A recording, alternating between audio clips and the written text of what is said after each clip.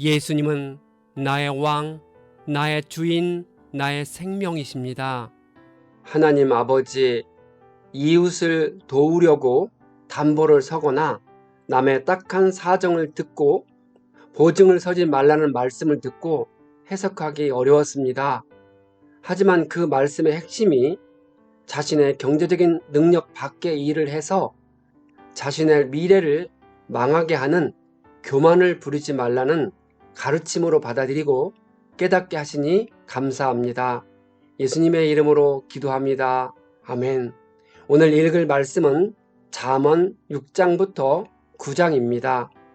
이 말씀의 핵심은 첫째, 하나님은 타인을 위해 자신의 경제적 능력을 고려하지 않은 보증을 서지 말라 하십니다.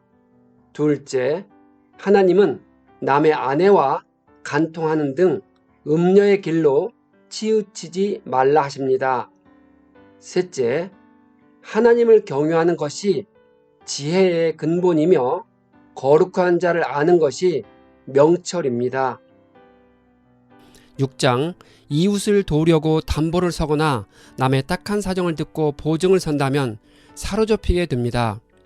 가난한 자를 돕고 이자를 받지 말고 돈을 꾸어주기는 하지만 보증은 서지 말라 합니다. 자신의 능력 밖의 일이기 때문입니다. 잠언은 특히 젊은이들을 교훈의 대상으로 삼고 있습니다. 그들은 속기 쉽고 충동적입니다. 그래서 저자는 그들에게 보증의 위험성에 대해 경고하고 있습니다.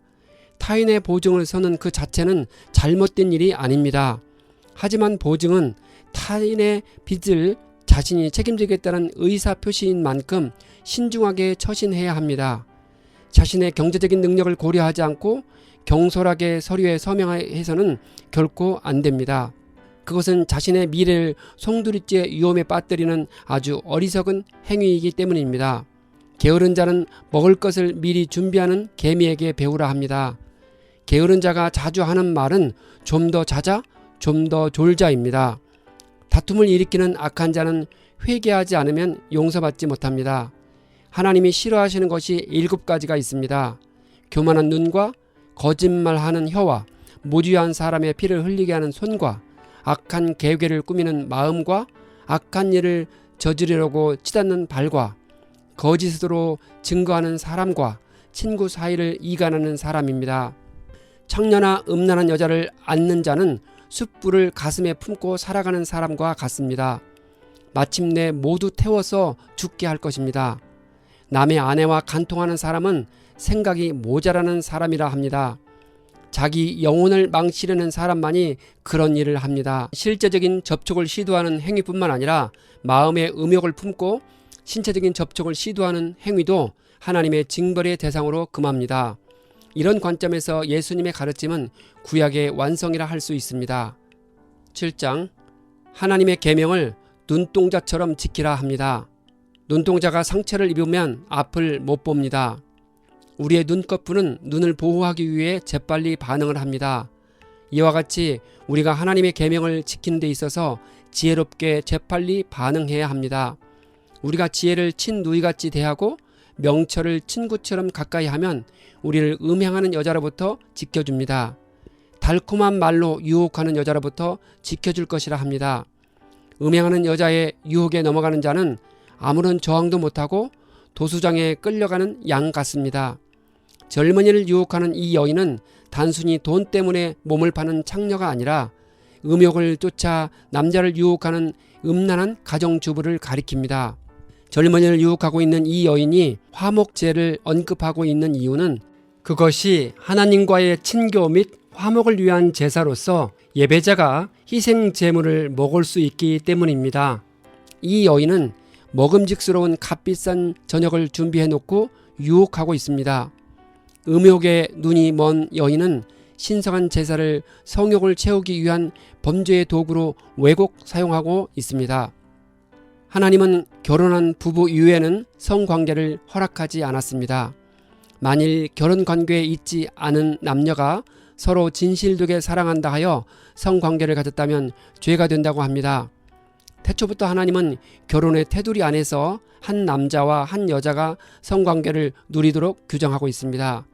그것은 성관계가 단순히 남녀 간의 육체적인 결합이 아니라 영혼의 합의를 이루는 신비한 원리까지 내포하고 있기 때문입니다.